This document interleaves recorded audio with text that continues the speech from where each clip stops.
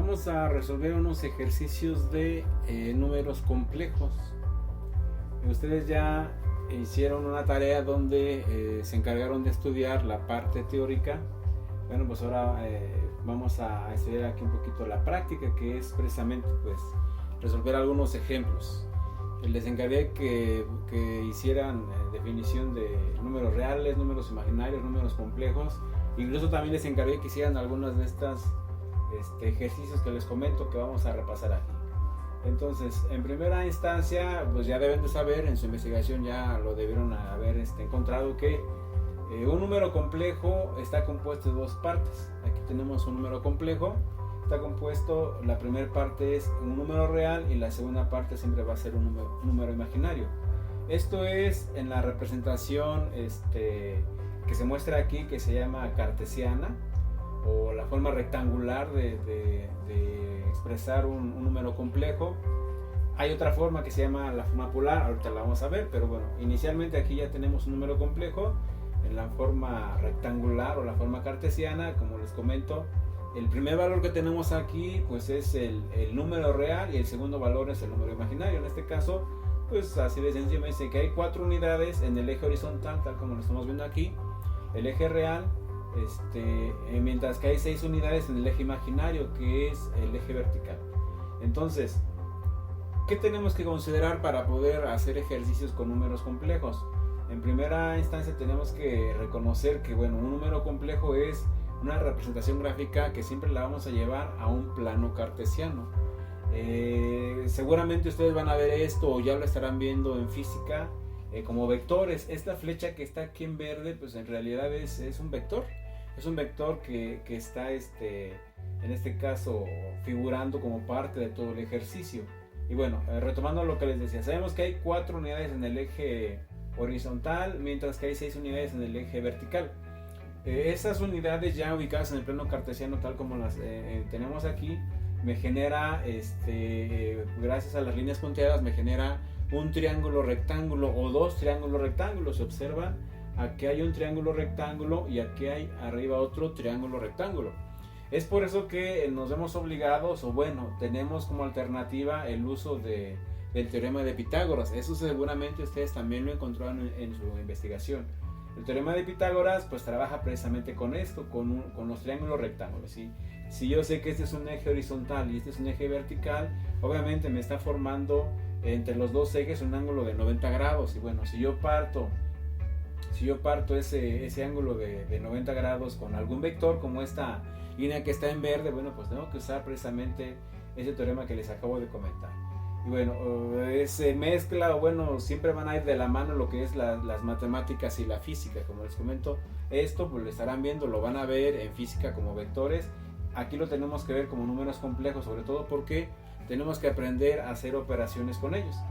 Entonces ya está, tenemos que usar el teorema de Pitágoras porque este es un triángulo rectángulo. ¿A qué se le llama triángulo rectángulo?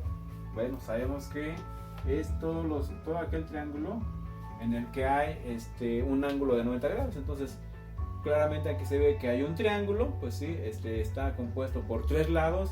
Este ángulo que está aquí es de 90 grados y bueno, es por eso que lleva ese nombre, triángulo rectángulo. Entonces, el teorema de Pitágoras me dice que el cuadrado de la hipotenusa es igual a la suma de los cuadrados de los catetos. Es lo que me dice, así en resumidas cuentas, el teorema de Pitágoras. Muchos se confunden en identificar cuál es el cateto opuesto y cuál es el cateto adyacente. Sabemos, hipotenusa siempre va a ser el lado más largo. En este caso, si yo digo que este es mi triángulo rectángulo, la hipotenusa pues no hay más que la hipotenusa es esa flecha verde. Como les digo, se llegan a confundir al tratar de identificar cuál de estos dos lados es el cateto opuesto o cuál es el cateto adyacente. Y bueno, esto siempre se va a definir en función del ángulo que se esté trabajando.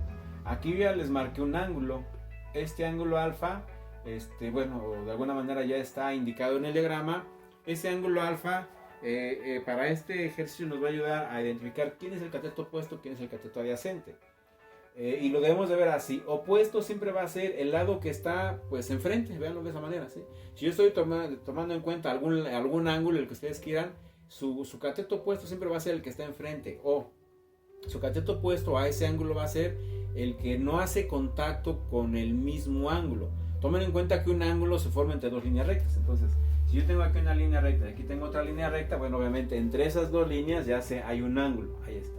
Entonces, ¿cuál es el que definimos como cateto opuesto? Es el que está enfrente, es decir, si yo trazo por acá una línea más, bueno, obviamente esta línea que le estoy agregando no está haciendo contacto con el ángulo precisamente, ¿sí? El ángulo está aquí, el ángulo está formado entre ¿quién? Entre las dos líneas que formé al principio, esas dos líneas. Entonces, este cateto, como les digo, no está haciendo contacto con el ángulo que tenemos en este caso, simplemente ese cateto está enfrente, es el que siempre vamos a definir como cateto opuesto. Entonces, si yo estoy haciendo referencia a este alfa o a ese ángulo alfa, ¿quién va a ser su cateto opuesto? Bueno, pues su cateto opuesto va a ser todo este lado que tenemos aquí. Las líneas punteadas obviamente pues son una extensión del eje, o bueno, un reflejo del eje más que nada. Si yo sé que en este eje tenemos 6 unidades, bueno, cuando yo pongo la línea punteada hacia acá, yo sé que aquí también tenemos 6 unidades. Obviamente se da por hecho que esas líneas punteadas son, esta es una línea horizontal y esta es una línea vertical. Entonces, si yo sé que esta es una línea horizontal, si aquí tengo 6 unidades, acá también tengo 6 unidades. Entonces, para este caso, ese cateto opuesto, como les comento, el cateto opuesto a este ángulo alfa, ¿cuánto mide? Pues mide las mismas 6 unidades que tengo acá. Aquí están las 6 unidades que viene del dato inicial del número que estamos trabajando. Y bueno, ¿cuál va a ser el cateto adyacente? Pues es el otro. El cateto adyacente es este que está aquí. Adyacente hace contacto, adyacente es que está pegado, que está junto a. Entonces, si analizamos la situación, yo digo, aquí está un cateto, ¿sí? Aquí está un cateto y aquí está otro cateto. Yo sé que el ángulo está aquí. Bueno, por obvias razones, ¿cuál es el cateto que está haciendo contacto con el ángulo? Pues es este. Es el cateto que está haciendo contacto o que está formando esa intersección entre dos líneas para formar el ángulo. Entonces, aquí hay una línea, aquí hay otra línea, que es el cateto que está aquí abajo, es el que definimos como cateto adyacente. Pues seguramente esto igual lo encontraron en la teoría que investigaron. Entonces ya sabemos, cateto adyacente, ¿quién es? En este caso, pues es el que está aquí abajo, que mide ¿cuánto? Pues 4 unidades. Entonces, ya tengo identificado el triángulo, ¿sí? Tengo identificado un triángulo que en esta parte, en el eje horizontal, mide 4 unidades, va a ser el cateto adyacente, si es que yo calculo este ángulo alfa, y este lado de acá, pues son 6 unidades, va a ser el cateto opuesto. Esto sería diferente si es que en algún momento me dijera, no, pero yo no quiero trabajar con alfa. Si en algún momento me dice, no, el ángulo que yo voy a usar es este, por ejemplo. ¿Sí? ¿Sabes qué? Por alguna razón alguien dice, yo voy a calcular el ángulo que está acá arriba, o voy a usar el ángulo que está acá arriba. Obviamente las cosas ya son diferentes. Si yo me voy para acá arriba, ya se invierte cateto opuesto y cateto adyacente. Entonces, esto que le estoy comentando es exclusivamente para el caso cuando el ángulo en cuestión es el ángulo alfa que está aquí abajo. Entonces ya está. Cateto opuesto, que está enfrente, alfa, y cateto adyacente, que está junto al ángulo. Y bueno, hay 3 identidades trigonométricas que se definen junto con el teorema de Pitágoras, que me dicen lo siguiente. Dice, la tangente de alfa, seno de alfa y coseno de alfa. En este caso, pues alfa es el ángulo que tengo aquí. Y me dice, la definición dice, la tangente de cualquier ángulo, ¿sí? La tangente de cualquier ángulo, llámese alfa, beta o como sea, la tangente del ángulo que ustedes quieran siempre va a ser el cateto opuesto dividido entre el cateto adyacente. Es decir, la tangente de este ángulo alfa va a ser igual a ¿qué? A la división de cateto opuesto entre adyacente. ¿Quién es el opuesto? 6. ¿Quién es el adyacente? 4. Entonces dividimos 6 entre 4 y eso va a ser la tangente de ¿quién? De este ángulo. Después me dice seno de alfa, igual, si nos vamos al mismo ángulo, el seno de alfa va a ser igual a ¿qué? Al cateto opuesto. En este caso, ¿quién es el cateto opuesto? Pues ya sabemos. El 6 es el cateto opuesto a ¿quién? Es el cateto opuesto a nuestro ángulo alfa. ¿Y quién es la hipotenusa? Bueno, la hipotenusa es el lado más largo. ¿Sí? Siempre que tengan ustedes un triángulo rectángulo, ya tenemos los dos catetos. La hipotenusa es el lado más largo. En este caso, ¿quién es?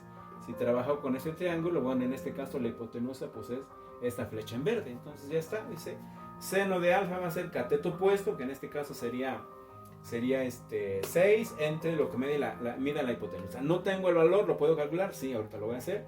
Esto que está aquí, la hipotenusa, ahorita lo obtengo y ya podría usar eso que dice seno de alfa. La última dice coseno de alfa, pues muy parecida a las anteriores. Ahora lo que tenemos que dividir es el cateto adyacente, ¿sí? Para que yo calcule el coseno de este ángulo alfa, voy a calcular o voy a dividir el cateto adyacente entre la hipotenusa. ¿Quién es el cateto adyacente? Pues sería este 4, y la hipotenusa pues va a ser lo que mida esta línea que está aquí. Y bueno, ¿por qué tenemos que saber todo esto? Bueno, tenemos que saber todo esto porque los números complejos se pueden representar así, en su forma rectangular, pero también se pueden representar en la forma polar.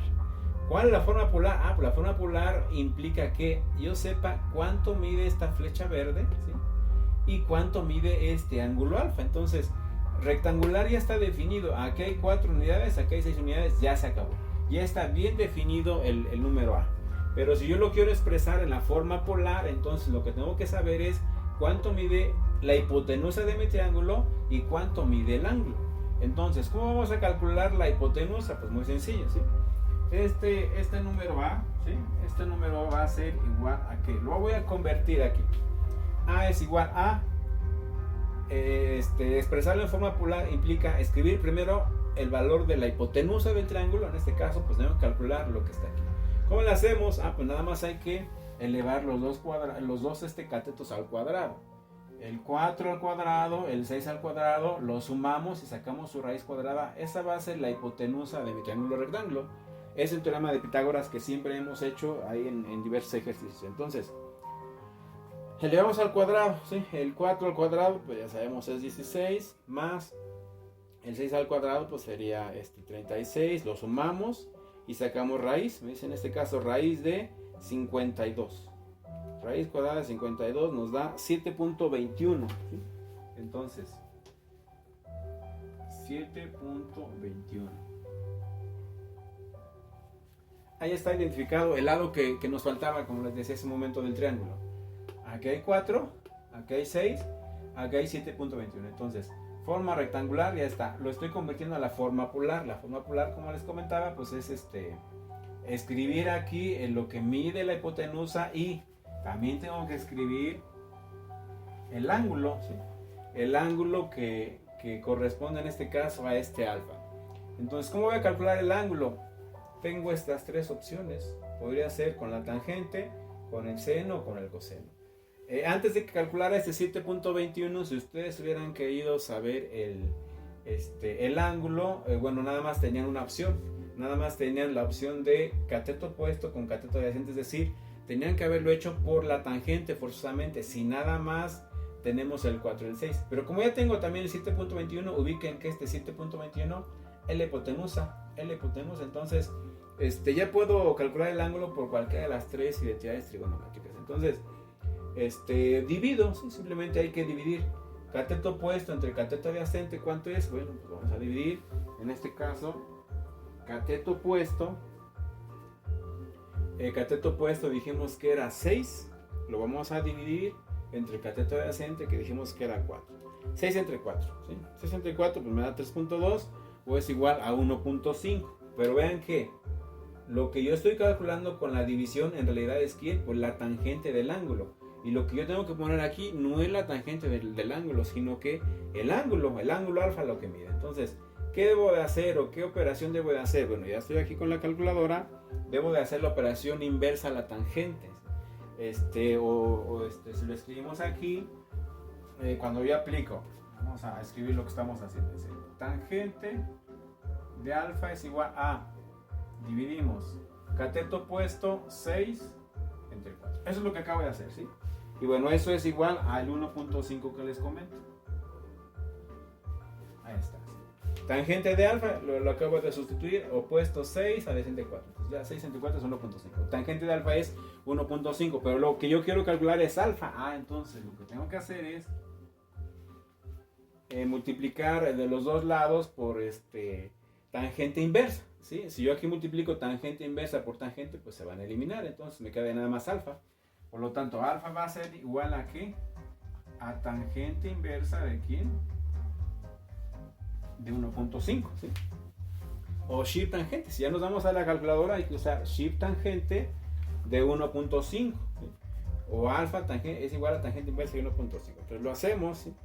Es importante que todos ustedes pues se familiaricen con las calculadoras. Lo van a estar usando en matemáticas, en física, en todas las materias que van a llevar en la carrera. Si es que no tienen una calculadora, bueno, es el momento de comprar una calculadora científica del modelo que ustedes quieran. Hay unas muy baratas, no hay problema la que ustedes quieran usar, pero obviamente pues que tenga esas, al menos estas funciones, ¿no? Las identidades trigonométricas y otras que vamos a estar utilizando. Entonces, ¿cómo hacemos para calcular alfa? Bueno, como les digo, vamos a poner shift tangente. Shift tangente, de hecho, cuando ustedes lo hacen con el shift tangente, bueno, no sé si se alcanza a ver, ya aparece tangente a la menos 1. Lo que acabo de escribir aquí, tangente a la menos 1 ¿de qué? Pues de 1.5. 1.5 y lo calculamos. Si me dice la calculadora que el ángulo es entonces alfa igual a 56.31 grados, ¿sí? Es importante que su calculadora obviamente esté en el modo correcto, pues para hacer todas las operaciones. En este caso estamos usando grados, ¿sí? Cuando yo hice shift tangente de 1.5 me da 56.31, eso está en grados. Entonces acuérdense que aquí en la calculadora también lo pueden hacer en radianes, lo que es el manejo de los ángulos. Entonces asegúrense de que su calculadora está o esté en grados, ¿sí? Bueno, entonces alfa es de 56.31, lo calculamos con la tangente como les decía. ¿Cuál es la forma correcta de expresar entonces nuestro número complejo? Pues ahí está, yo ya sabía que la forma rectangular era 4 más 6i, o en la forma polar es 7.21, que es la magnitud, ¿sí? Como les digo, esto pues es más que nada un vector, lo van a ver así en física. ¿Cuál es la magnitud de este vector? La magnitud es lo que mide de este punto a este punto, del 0 hasta donde tenemos el punto original que yo tenía aquí del 4 y el 6. Si nos regresamos un poquito ahí a sus clases de primaria, a sus clases de secundaria, a final de cuentas 4 más 6 sí es una coordenada. Ven, aquí está este punto, pues tal como lo han marcado ustedes desde siempre en el plano cartesiano, pues una coordenada, 4 unidades a la derecha, 6 unidades hacia arriba, es una coordenada. Bueno, esta coordenada que les comento está aquí, me da este punto. Me da por resultado un vector que les comento que va de dónde a dónde, del origen a ese punto que es la coordenada de la que estamos hablando. Entonces, ¿cuánto mide ese vector? ¿O qué distancia hay desde el 0 hasta este punto? Es este 7.21 que calculamos. Y bueno, ¿a qué dirección o con qué dirección me dice que este ángulo alfa es de cuánto? De 56.31 grados. Entonces, cuando ustedes quieran convertir un número complejo de su forma rectangular a su forma polar, es el procedimiento que se tiene que hacer. Ahorita lo estoy explicando a detalle, estoy explicando de dónde viene todo, porque bueno, es el primer ejercicio que les estoy mostrando. Pero ya sobre la marcha tendríamos que ir adquiriendo agilidad y habilidad de hacer todo esto, y a lo mejor ya sin tanta explicación, en automático vamos a aplicar lo que les estoy comentando. Entonces, si tengo en forma rectangular, elevo al cuadrado los dos valores, el 4 y el 6 los elevo al cuadrado, los sumo, saco su raíz, y eso me va a dar ¿quién? La magnitud o la hipotenusa, en este caso, del triángulo rectángulo, que es en este caso 7.21. ¿Cómo calculamos el ángulo? Pues lo acabamos de hacer. Si lo hacemos por tangente es 6 entre 4, 1.5, sacamos tangente inversa, pues me da 56.31. Entonces, hasta ahí digo, yo espero que todos lo estén haciendo. Es importante que hagan la operación, y en cualquier momento que ustedes detecten algo que está mal o algo que está por ahí diferente de lo que ustedes investigaron, pues avísenme para que hagamos la corrección. Y bueno, no es la única manera en la que podemos calcular el ángulo. El ángulo lo hice, como les decía, por tangente. Tengo los dos catetos, pero como también tengo el 7.21, también lo podría haber calculado por seno o por coseno, ¿sí? ¿Cómo se tenía que hacer por seno o por coseno? Así que vamos a hacerlo aquí. Si ustedes me dicen, yo quiero aplicar la segunda opción, seno de alfa. Bueno, seno de alfa va a ser igual a ¿qué? Cateto opuesto. ¿Quién es el cateto opuesto? Pues otra vez, nos vamos a alfa, aquí está, opuesto, ¿quién es? 6. Entonces tenemos que dividir 6 entre, ¿qué me dice la fórmula? La hipotenusa. ¿Quién es la hipotenusa? 7.21. Eso es seno de alfa. Pero si en realidad lo que yo quiero poner aquí no es ni seno, ni coseno, ni tangente, lo que yo quiero poner aquí es alfa. Entonces, ¿qué tengo que hacer? Bueno, como les dimos hace un momento. Si en realidad lo que quiero calcular es alfa, ¿cómo quedaría alfa? Sería alfa es igual a seno inverso de ¿quién? De 6 entre 7.21. Esa es la manera en la que yo lo voy a calcular. Alfa es igual a seno a la menos 1, o seno inverso de ¿quién? De 6 entre 7.21. Entonces, lo podemos hacer en una sola operación sin necesidad de hacer primero la división, ¿sí? Nos vamos a la calculadora, shift seno, ¿sí? Aparece seno a la menos 1, exactamente como se los puse aquí. Aparece seno a la menos 1 cuando yo pongo shift seno. Seno a la menos 1, incluso me abre un paréntesis. ¿Qué debe de estar dentro del paréntesis? Esto, ¿sí? Que es lo que estamos dividiendo. 6 entre 7.21, cerramos paréntesis y me dice, ahí está mi ángulo, ¿sí? Me da el mismo ángulo que tengo aquí. Podría variar ahí por los redondeos. Tomen en cuenta que este 7.21 a lo mejor tenía aquí más cifras, entonces va a variar seguramente por los redondeos. Si es que aquí me dio 56.31, acá me estás dando 56.32, es por eso, ¿sí? Porque este 21 tenía más cifras, entonces siempre va a haber estas situaciones de los redondeos. Lo más recomendable es que siempre pues usemos el mayor número de cifras y redondeando, no nada más cortando la cifra. Entonces ya está. Hacemos la operación igual, me vuelve a dar este 56.31 grados si lo hacemos así, ¿sí? ¿Cómo nos quedaría si lo hacemos por coseno? Pues igual, ¿sí? Por coseno me dice ahora. Si alguien lo hace por coseno sería coseno de alfa es igual a cateto adyacente. ¿Quién es el adyacente? 4 entre la hipotenusa. ¿Quién es la hipotenusa? El 7.21 que ya hemos calculado, ¿sí? Ahí está. Cuando hago coseno, bueno, para calcular coseno de alfa es 4 entre 7.21. Pero si lo que quiero calcular es alfa me va a quedar igual a ¿qué?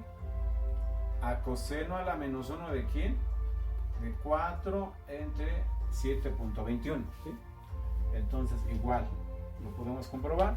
Nos vamos a la calculadora y hacemos shift coseno o coseno a la menos 1 o coseno inverso, quizá lo tengan así en su calculadora. Ahí está, coseno a la menos 1, me abrió un paréntesis de ¿qué? De 4 entre 7.21. Cerramos paréntesis y ahí está otra vez el 56.31 grados, ¿sí? Lo pueden comprobar, como les digo, si es que no coincide exactamente, bueno, pues podríamos agregar más números allá al 1. A ver, déjenme revisar si hay más cifras significativas aquí. Hicimos que 6 al cuadrado 36 más 16,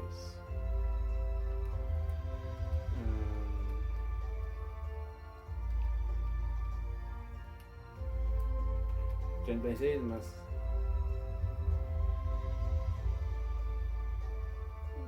16, sí, son 52, raíz de 52. Pues es que es 2.21110, ¿sí? Pues el redondeo está bien hecho, 7.21. Si usamos más cifras, obviamente aquí después del 1 que les escribí están otros dos unos, un 0, un 25 y un 51. Si yo usara todas las cifras de acá que tengo en ese 7.21, si usara todas las cifras aquí cuando estoy haciendo esto, bueno, me tendría que dar exactamente el mismo valor. Bueno, eso ya va a depender de cada quien, cuántas cifras quiero usar para que la comprobación quede pues más cerca de la real. Y bueno, ya está. Así es como vamos a estar usando tangente, seno y coseno. ¿Cómo le hacemos para convertir un número complejo de la parte de la forma polar a la forma cartesiana? Bueno, tenemos que aplicar lo inverso, ¿sí? ¿Qué pasa si yo les digo, ahora está un número A, ahora yo se los doy, es el mismo, yo se los doy en la forma polar y les digo, conviertan este número A, conviértanlo de la forma polar a la forma cartesiana. ¿Qué tenemos que hacer? Bueno, ahora igual vamos a aplicar esto, pero va a ser un poquito más rápido. Lo que tenemos que hacer es simplemente, tengo la hipotenusa, ¿sí? Si yo tengo la hipotenusa, voy a multiplicar la hipotenusa por el seno del ángulo o por el coseno del ángulo. ¿De dónde viene esto? ¿Sí? Esto viene de aquí. ¿Sí? Fíjense, vamos a tener la hipotenusa. ¿Sí? Aquí voy a borrar lo que está arriba y bueno, ahorita que hagamos las operaciones vamos a regresar a esto mismo. Entonces, vean lo que está sucediendo. ¿Cómo es que hacemos la conversión al revés? Ahora, de la forma polar a la forma cartesiana. ¿Sí? Esta hipotenusa que está dividiendo aquí, la hipotenusa está dividiendo, ¿cómo la puedo pasar para acá? Multiplicando. Ahí está. ¿Sí? Acá igual, la hipotenusa está dividiendo, ¿cómo la voy a pasar para acá? Multiplicando. ¿Y entonces qué me queda? La hipotenusa multiplicado por el seno de alfa. O la hipotenusa multiplicada por el coseno de alfa. Bien.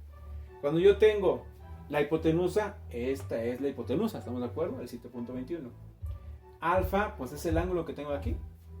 Tengo hipotenusa. Si tengo alfa, ¿podré calcular seno? Pues sí. Tengo alfa, ¿podré calcular coseno? Pues también. Entonces, lo único que hacemos para convertir de la forma polar a la forma cartesiana o a la forma rectangular es aplicar esto. Vean que al multiplicar la hipotenusa por el seno del ángulo me va a dar ¿quién? El cateto opuesto. Entonces, si yo multiplico este 7.21 por el seno de este ángulo, me va a dar el cateto opuesto. ¿Quién es? El 6 que está aquí. ¿Sí? O si multiplico la hipotenusa otra vez, el 7.21 por el coseno del ángulo, por el coseno de este ángulo, me va a dar ¿quién? El cateto adyacente. Me tendría que dar ¿quién? El 4. Entonces, ¿qué tengo que hacer? Ya de forma rápida. Nada más les demostré dónde viene toda esta situación. ¿Sí? Viene de aquí. Entonces, vamos a quitar por un momento estas expresiones. Ya las manejamos, ya las sabemos. Les digo, pueden hacerse un formulario, pueden tenerlo ahí a la mano, una tarjeta para que lo consulten en cualquier momento que se les olvide y poder hacer bien este ejercicio. Entonces, forma polar a forma rectangular es multiplicar 7.21 por el coseno de alfa. Esto les va a dar la parte real, es decir, el primer número, ¿sí? Más 7.21 ahora por el seno de alfa. Y ahí está con la i. Acuérdense que es un número complejo, está compuesto de una parte real y una parte imaginaria. Entonces, si yo sé que la parte real está en el eje X, ahí está. En el eje X voy a poner pues lo que me da ese valor. Multiplico 7.21 por coseno de alfa. Eso va a estar en el eje horizontal. Y el 7.21 por el seno de alfa va a estar en el eje vertical, que es donde está el número imaginario. Aquí está, real e imaginario. Entonces, hacemos operaciones y aquí nos tendría que estar dando por lo mismo que ya estaba. Es decir, estoy regresando el procedimiento. Entonces, hagan la operación. ¿Cuánto les da? Es 7.21 por coseno de 56.3. Coseno de 56.3. Nos da 4, ¿sí? Lo que les decía ahorita de los redondos me da 4.00, hay 4 ceros y luego otro 4. Bueno, igual redondeado, ¿sí? Esto pues es igual a ¿qué? A 4, ¿sí? 4.00 y fracción. Más, ¿qué tenemos acá? Pues igual. 7.21. Ahora vamos a multiplicar 7.21 por seno de alfa. Seno de alfa que es 56.3. Ahí está, 7.21 por seno de 56.3. Y nos da igual a, aquí los redondeos que les decía, 5.9999. ¿sí? Estoy escribiendo pues, lo que está en la calculadora. 5.9983. Y entonces, el número que estaba en polar, multiplico magnitud o amplitud por coseno del ángulo, es el número que está en los reales. O la magnitud, o en este caso la magnitud del vector 7.21 por el seno del ángulo, me va a dar ¿quién? El 5.9983, que es lo que está en el eje imaginario. Entonces, esta es la forma en la que siempre vamos a hacer conversiones de polar a rectangular o al revés, de rectangular a polar. ¿Por qué tenemos que hacer conversiones? Bueno, los números complejos los vamos a usar ahí en algunas aplicaciones, algunas materias de electricidad, electrónica y demás. Bueno, los números complejos va a ser necesario en algún momento que hagamos operaciones con ellos. Igual es parte de la tarea que les encargué.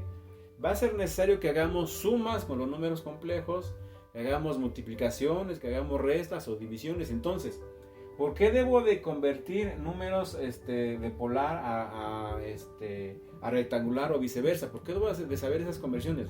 Lo debo de saber porque voy a aprender que para hacer sumas y restas lo más fácil es hacerlo en la forma rectangular. Sumas y restas lo más fácil es hacerlo en la forma rectangular. ¿Y qué pasa con las multiplicaciones y divisiones? Para las multiplicaciones y divisiones ahí lo más fácil es hacer la operación si el número está en la forma polar. Entonces sumas y restas rectangular, es decir, así como está aquí, es la forma rectangular. Esto es lo que así es como debemos de tener los números para hacer sumas y restas. Y para hacer multiplicaciones y divisiones lo más fácil es hacer con esta expresión, con la forma polar. Tenemos que hacer muchos ejercicios para convertir de una a otra, ¿sí? De polar, rectangular o viceversa. Y bueno, siempre tenemos que recordar lo siguiente, aquí ya está indicado, ¿sí? Estamos trabajando con ángulos, en este caso pues hay un ángulo 56.3 bien definido, ahí está. ¿Qué pasa si alguien me dijera, ¿sabes qué? Tengo otro número, ¿sí? El número B. Número B, pues no sé, es un 12 con un ángulo de 193 grados. Por ejemplo, alguien me dice, voy a hacer operaciones con el número A y el número B. Ahí está el número B, su magnitud es 12 y su ángulo es de 193 grados, por ejemplo. ¿Dónde están esos 193? Obviamente, si ustedes dibujan como está aquí, ponen aquí una línea y me dicen, aquí hay 193 grados, obviamente no es cierto. No se las voy a creer o van a ver ustedes que está mal. ¿Por qué? Pues porque los grados obviamente que tenemos desde este eje, del lado derecho del eje X hasta el lado de arriba del eje Y, o bueno, de la parte real y la parte imaginaria, yo sé que tan solo de aquí hasta acá apenas llevamos 90 grados. Ustedes me dibujan esta línea y me dicen que aquí hay 193, obviamente está mal, eso no es cierto. Entonces debemos de recordar que siempre los grados se están repartiendo así en nuestro plano. Ya sabemos que aquí en el lado positivo de las X tenemos 0 grados, en el lado positivo de las Y tenemos 90, en el lado negativo hacia allá, hacia la izquierda, el lado negativo de las X tenemos 180 y en el lado negativo de las Y tenemos ¿qué? Pues 270. Esto también lo van a manejar siempre en todas sus clases, matemáticas, física y demás, de toda la carrera. Entonces, si no lo recuerdan o se les pasa o se les olvida, bueno, igual pónganlo por ahí en una tarjetita o traten de aprendérselo porque siempre lo vamos a estar usando. Entonces, vean, los grados a partir de donde se miden, a partir de aquí, es decir, del lado positivo de las X, a partir de aquí se miden los grados. ¿En qué sentido se miden los grados? En sentido antihorario. ¿A qué le llamamos sentido antihorario? Pues al revés de cómo van las manecillas de los relojes, ¿sí? Los relojes también así. Bueno, los grados se miden al revés de cómo van las manecillas. Entonces ya está. Aquí están 0 grados, 90, 180, 270 y la vuelta completa de los grados son pues 360. Y bueno, es importante que ustedes ubiquen eso. Si yo les digo, ahora tengo un vector, un número complejo que es 12 en su magnitud y 193 grados. Obviamente no está en el primer cuadrante. Igual hay que recordar, es el primer cuadrante, segundo cuadrante, tercer cuadrante, cuarto cuadrante. Hay muchos conceptos que ustedes, se supone que más o menos han manejado. Y si es que no los han manejado, bueno, ahora con la tarea que les dejé, ahí tendrían que haber leído la parte de esta información. Es por eso que siempre les dejo las tareas a mano. ¿Sabes que lo vas a hacer a mano? Pues para que leas todo lo que tenemos que saber. Entonces, cuadrante 1, 2, 3, 4, ¿sí? ¿Dónde estará ese 193? Bueno, si yo sé que de aquí hasta acá hay 90, obviamente en el primer cuadrante no está este ángulo, ¿sí? ¿En qué cuadrante está? En el segundo tampoco, porque vean que desde aquí hasta acá, ¿cuánto tenemos? 180 grados. Entonces, ¿dónde está el 193? Pues todavía está más abajo. Vean que el recorrido pues es todavía más allá. Si desde aquí hasta acá va 90, 180, 193, ¿dónde estará? Pues va a estar más abajo. Entonces, ese número B o ese vector B, si lo vemos como vector, va a estar más o menos por aquí. ¿Cuántos grados más abajo de aquí? Si aquí ya llevo 180, ¿cuántos grados más tenía que bajar? Pues 13 grados más, 13 grados más abajo. ahí ya estaría este número. Entonces, vamos a hacer algunos ejercicios con números complejos. En este caso, bueno, este video ahí lo vamos a cortar, luego se vuelve complicado manejar los videos tan largos. Ahí vamos a cortar este video. Ahorita voy a hacer otro donde pues ya vamos a hacer operaciones con estos números, ¿sí? Operaciones con el número A, con el número B y con otros números que vamos a estar trabajando. Entonces, espero que quede clara esta situación. Como les comento, es el teorema de Pitágoras, son las identidades trigonométricas. Vamos a usar calculadora y vamos a hacer muchos ejemplos. Hasta aquí dejamos este video y vamos a hacer operaciones con estos y más números en uno que vamos a hacer enseguida.